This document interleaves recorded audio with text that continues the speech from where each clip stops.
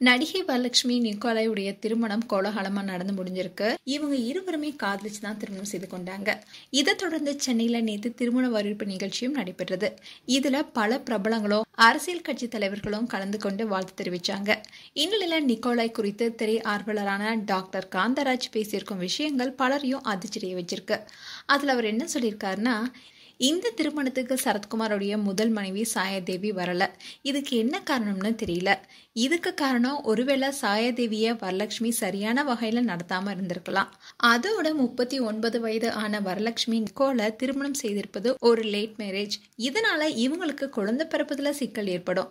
அது மட்டும் இல்லாம இவங்களுடைய திருமணம் இந்தியாவில் நடந்தா சட்ட சிக்கல் ஏற்படுங்கிறதுனால தாய்லாந்துல நடத்திருக்கலாம். திருமண வயதுல நிக்கோலாய்க்கு ஏற்கனவே ஒரு மகள் இருக்காங்க. இப்படி இருக்கும்போது இன்னொரு பெண்ணை நிக்கோலாய் திருமணம் செய்து கொள்றது தவறா இருக்கும்ல.